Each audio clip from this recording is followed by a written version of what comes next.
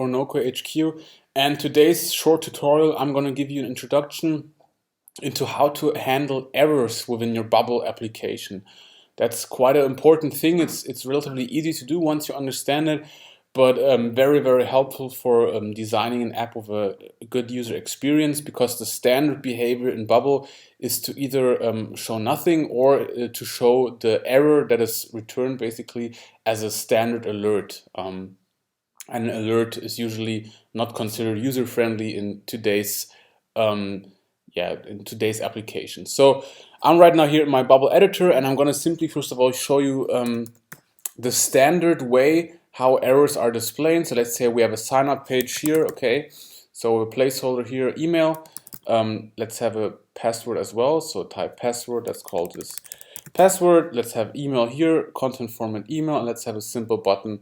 And this button says sign up. Okay, and when this button is pressed, we want to log the user in.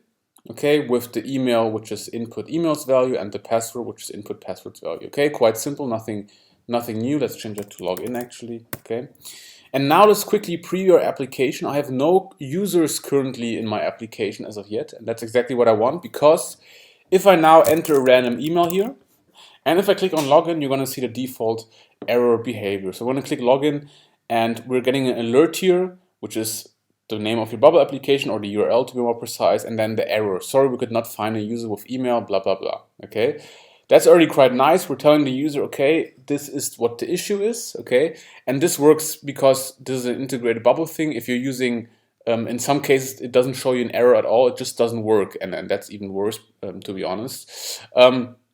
Let's click OK here, but want to improve that. Okay, so first of all, what I want to do, I want to head over to, or first of all, create an alert here, and let's drag that alert here.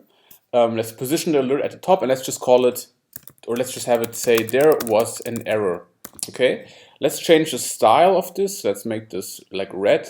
Okay, or actually the font. Let's make the font white and the color itself red. Okay, perfect, and we don't need a border.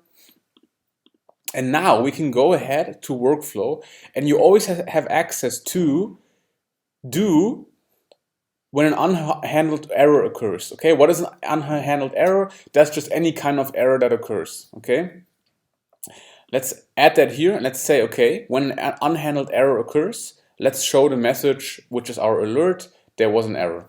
Okay, great. So now let's go ahead and preview how this will look now. So I'm going to click on preview, refresh this page, and let's try this whole thing again. I'm going to enter a random email.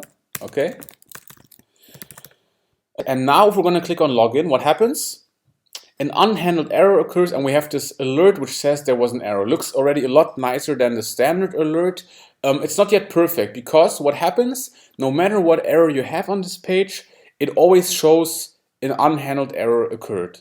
Okay, so let's take a look at how to improve this. Let's go back here and let's modify this. Let's say, okay, when an unhandled error occurs, we want to change the alert message, and it should say, not there was an error, but it should say whatever the current workflow error is. So the current error that is catched here should be displayed in the alert. However, only when this current workflow error, the message is not empty, because sometimes you're not getting any error message, it just doesn't work. In this scenario, you want to also show an alert with just a standard error message. Okay, so let's do this whole thing again. Let's have a element action here, show our alert. Let's change the message. You can say it, there was an unrecognized error, unrecognized error. Please contact our support, or something like this. This is an error which you, for which there's no basically error message, and in this case we just want to show the standard alert. Okay. However, again, only when the current workflow errors message is empty. Okay. So let's take a look at that now and preview this whole thing. Great. So now if I enter a random email, okay, let's see what happens now. I'm going to click login, and it says, sorry, we could not find a user with the email. Awesome. Now it works perfectly fine. An unhandled error occurs. We get an error message, so we're displaying that error message to the user in this nice alert format. And that's exactly what we wanted. Okay? We can take this whole thing a step further. Instead of having a default when an unhandled error occurs workflow, we can even define certain error workflows when an element has an error running a workflow. So let's take an example again. So let's have when the button login has an error running a workflow. Okay, because remember, we're using this button login to run a workflow. So we can even specify now a detailed solution for what happens when an error occurs here. So let's actually create a pop-up here. Okay. The type of content of this pop-up is going to be a text. We're going to call this error for login. Okay. And we're going to have a text here. This text is going to display parent group's text. What this is going to be, I'm going to explain in a second. So let's just have that text here. Let's maybe center that, make that a bit bigger. And let's maybe have an icon. Maybe probably not the best idea to use an icon, but that's just an example. I'm going to have a, let's say, cancel or error. Is there something? Danger, warning. Yep, that's okay. Let's use this and let's just change the color. Let's just leave it as it is. Okay. Let's have a button here, and this button should say try again. Let's center that, and if this is clicked, we want to hide our error for login pop-up. Okay, and now what we can do, we can say, okay, we can say when the button login, so specifically this button has an error running a workflow, what we want to do, we want to first of all animate our error for login pop-up with a nice animation. So for example, slide down in. And we want to display some data in this pop-up. So we're going to go to element action. We want to display data in a group. The group we want to display data in is our error for login pop-up. And the data we want to display is simply the current workflow's error message. Okay, and we could even have the code here displayed as well. So let's, yeah, we're just gonna leave it as it is, okay? But now what happens is the message is gonna be populated in this pop-up's text, and we're gonna take this message by referring to the parent group's text to show it to the user, okay? So let's take a look at how this looks now. So I'm gonna refresh this page once again. I'm gonna enter a random email again, and let's click on login now. Awesome.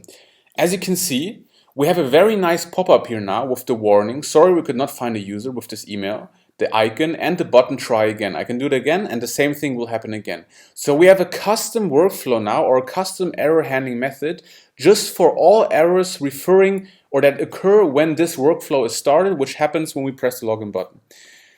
As you might have noticed, our error message here, the alert, is not shown because this is just basically the default global workflow that is run when an error occurs that we're not handling in some other way. So this basically overrides this here if you're accounting for a certain element, or yeah, a certain element when a certain element has an error running a workflow. Okay, so again, this now shows a pop-up because we have defined an error handling for this button. Okay, whereas if another error would occur now for another unrelated element or API call, we would have our standard alert here. And I think it's really important to know this and to implement this in your applications, because errors occur, even errors you can't plan before, or you can't even simulate.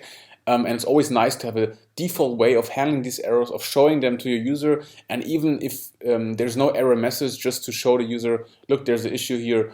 The application didn't freeze, everything's still all right. There's just a small error, and the alert is a much nicer way of showing this. Because in many cases, as I mentioned already, you sometimes have an error and there's not even an alert, the standard alert. And that's really bad because the user thinks, or just the whole workflow doesn't happen, but there's no message to the user that it didn't happen. So that's a really bad user experience and could lead to your users stop using your application. So yeah, that's basically it with this simple tutorial. Quite important, but easy to implement, and I would recommend everyone to go ahead and use it in your Bubble applications. So have a great day, and I'm going to see you guys for the next tutorial with Nocode HQ. Bye.